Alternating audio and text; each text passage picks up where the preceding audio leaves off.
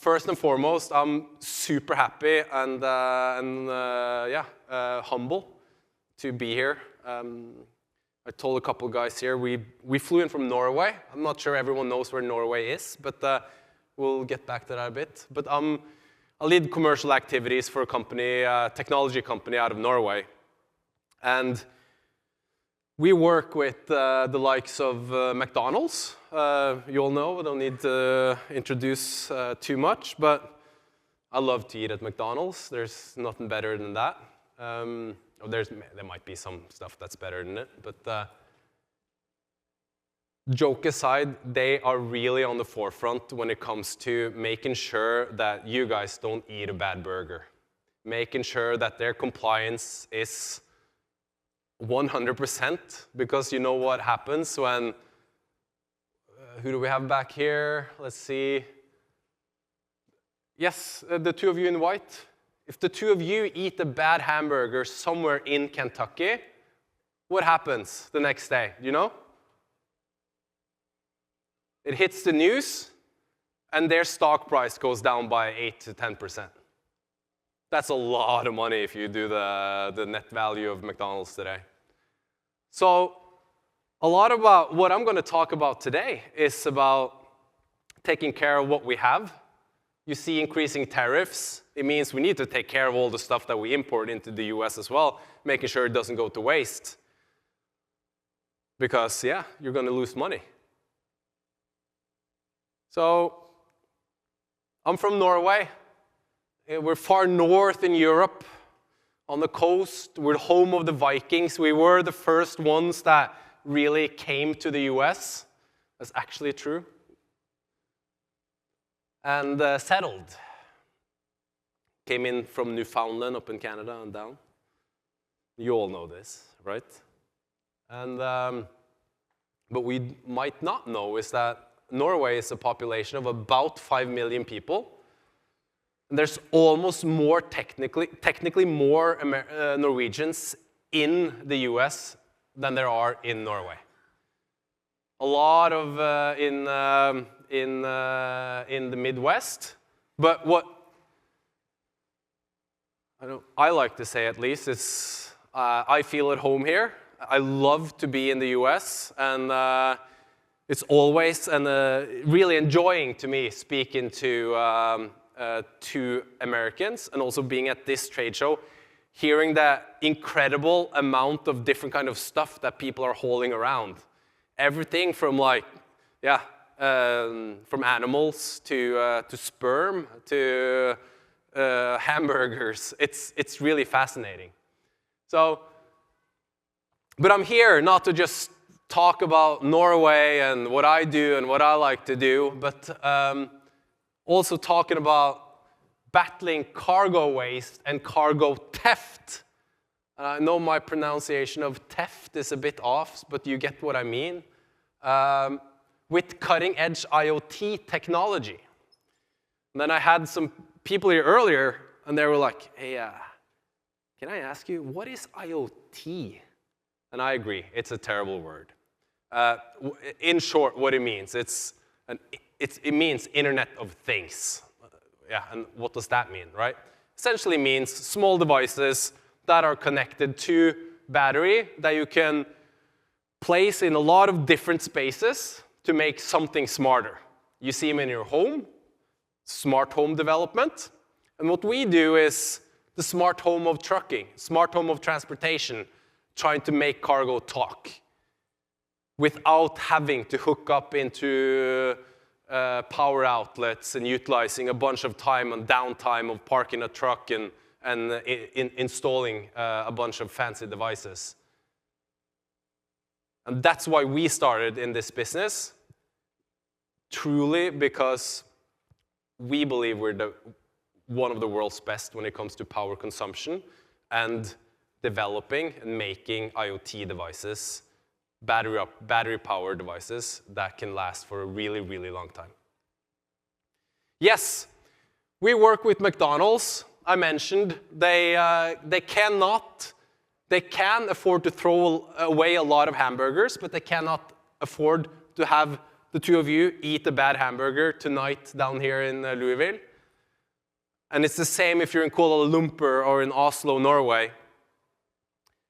And we see that there's new regulations moving into the US when it comes to food already next year. Having to know where seafood is from, where cheese is from. There's so many regulations driving this area. Knowing where things have been, where were they harvested, and where were they actually, and when were they delivered at the final point of distribution before sale, and what temperature did they have on that route. Today, there's a lot of black holes on that journey. In addition, it's insane to see the statistics and all the activities when it comes to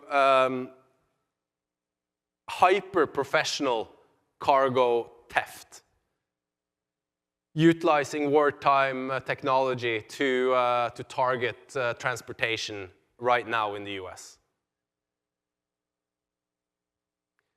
There's a lot of things that you can then add on to the world that we live in right today. But last year, there were record high levels of cybersecurity attacks on the US supply chain. That's crazy. That's not just on the US supply chain. If I were to give you statistics on European supply chain, it's just as bad. We don't know who's listening in. Do we know where our things are from? Who made them? Where does it send data? Where does it arrive? Who is listening to what we're doing? A lot of people know. Not everyone knows. Who's listening to your phone? There's a lot of unknowns. And then we know, and I lived in Montana. This is Red Lodge, Montana. Absolutely love it. Logistics and the supply chain is the fabric of this nation. And it's not just the fabric of this nation, it's fabric of any nation. And I could stand here and talk about all those unsung heroes at work every single day, firing up that truck, delivering goods. And take a town like Red Lodge, Montana, would be nothing in the wintertime without the proper supply and logistics setup. An ability to actually receive critical pharma supplies, receive the food that they need to eat, etc. Logistics and supply chain, transporting temperature-sensitive goods is the absolute fabric of any nation and the fabric of this nation. And in addition, we know logistics wins wars.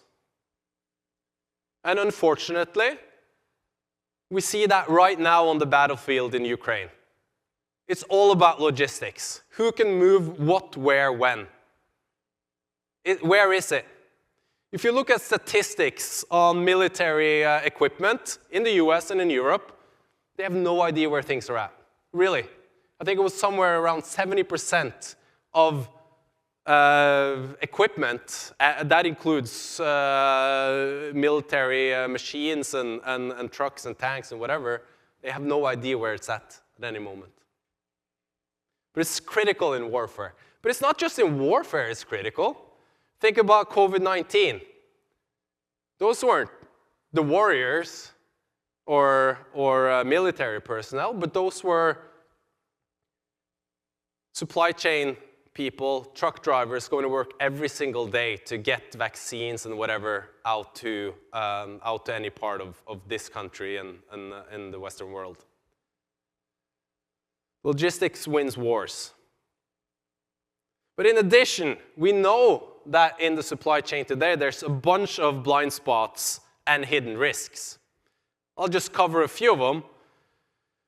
There's the fact the US truck fleet is getting older and older. There's actually less sales of new truck. What does that mean? Yes, one,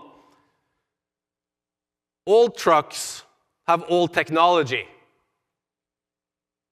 And two, if you're going to put new technology on an old truck, typically you need to pull that truck in, have it sit for a day, and everyone who's in trucking knows how expensive it is to have a truck sitting for a day to get cabled units connected up and etc. You don't want to do that because you want to have that unit on the road at work.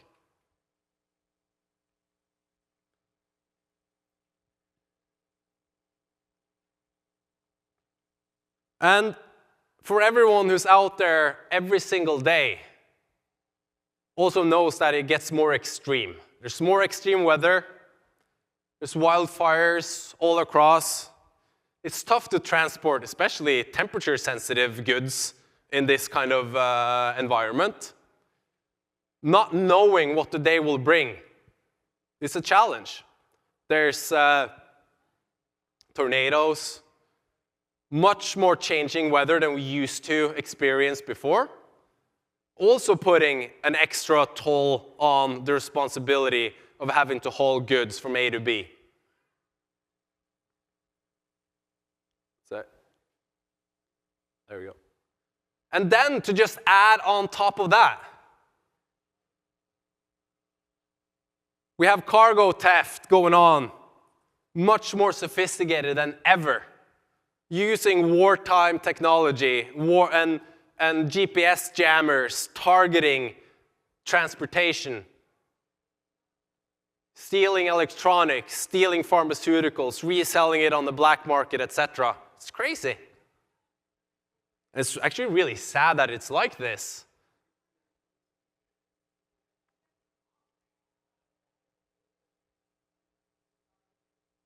And on top of that, almost all the newer technology, and especially in the trailer tracking business, is all made in China. Who's listening in? What do we know? Who touched that? Who tampered with that device? Where does that data go? What do we know?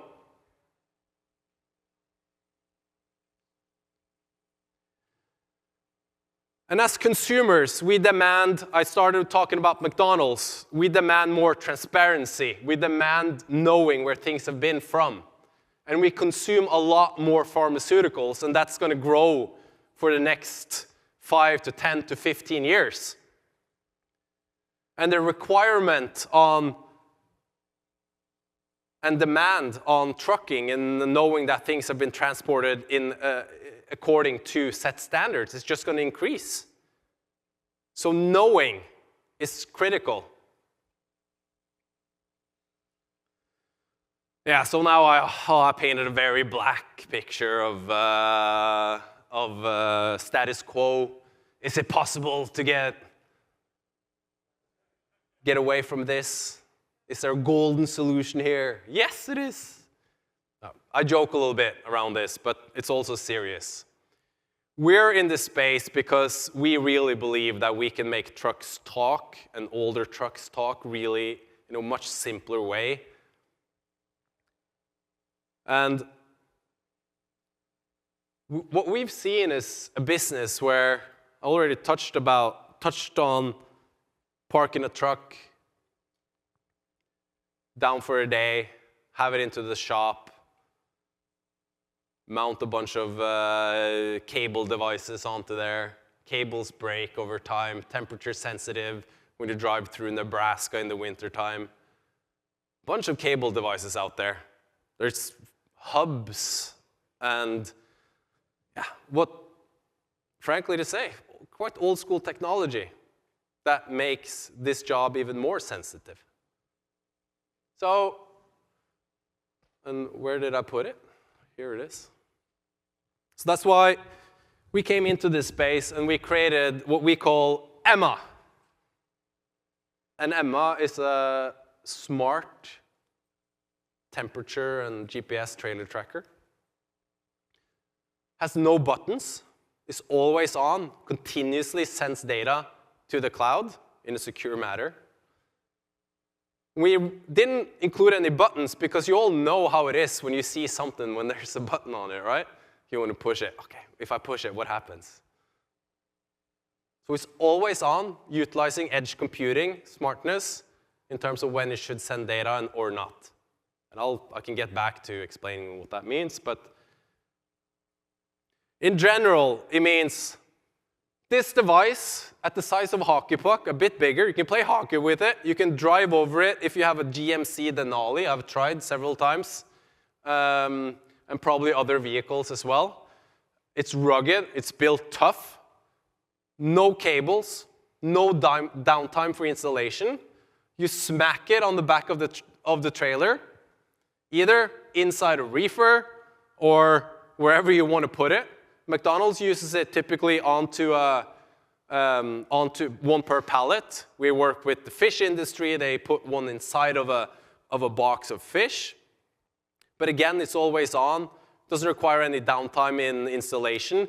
You can stop at a McDonald's. You can go in the back and you smack it on the wall and you have a smart truck that continuously measures temperature, movement, location, shock, and also light.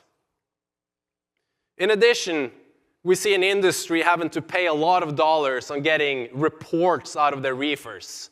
$250, $150 on getting what they call a readout. Here you have automated reports. You can have them daily. You can generate a report on a set journey if you're driving pharmaceuticals, as an example.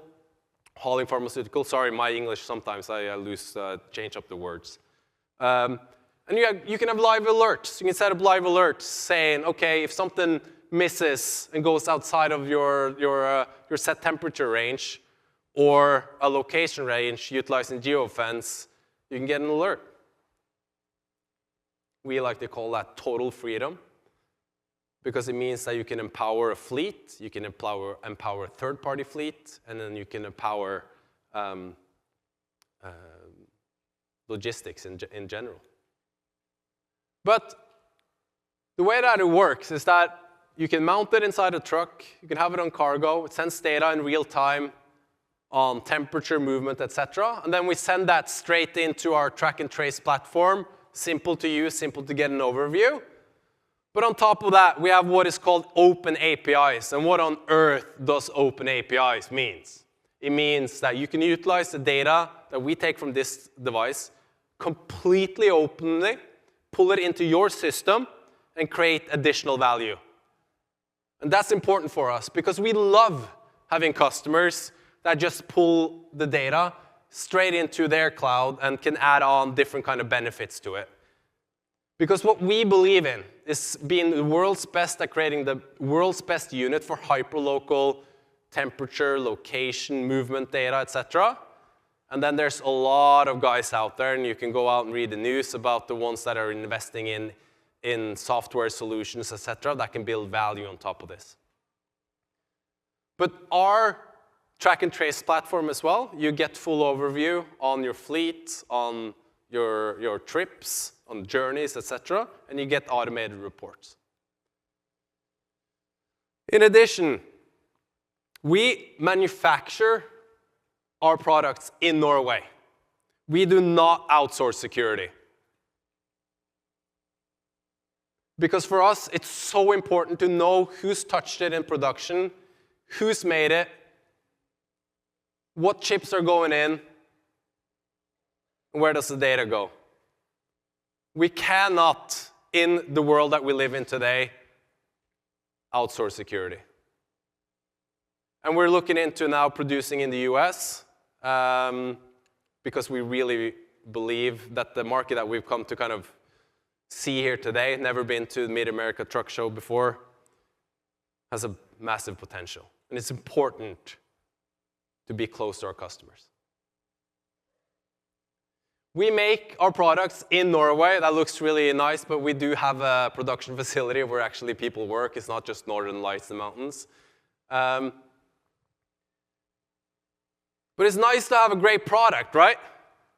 It's nice to have a good cause and a super simple way of collecting data, utilizing data to create value for truckers and for logistics and for shareholders' value. But utilizing new innovation requires warriors. It requires people that dare to go that extra mile to explore, to check out. Is this something that we can actually use? Is it better than what we had before? We have a warrior in this room right now, and he's sitting right there, and it's Wes Kaburski of the Spear Logistics, based up in the Chicago area. He took our device. We started kind of formal commercialization that has gone really well after summer last year. But prior to that, Wes had taken our device up against a bunch of other devices, tested it, even used a saw on it to see if he could break it. It couldn't. So now we're super happy to be working with the Spear Logistics. They have more than 1,000 trucks, third-party trucks in and around the US, utilizing their own custom-built safeguarding technology to know where goods are at, to track, to trace, take care of goods, provide service to manufacturers, and compliance to pharmaceuticals, so we can take care of more of what we make, and we can make sure they're not stolen, because that kind of sucks. Even better, we're also here to be a bit crazy and disrupt these old pricing models of this industry, because they're all sold hardware cost up front, super high hardware cost, blah, blah, blah. It's $1 a day, that's it. Yes, you get credit card pulled from monthly, but it's $1 a day. Always on, always connected, no extra costs, that's it. It works as your cell phone, always connected on the 5G network, $1 a day.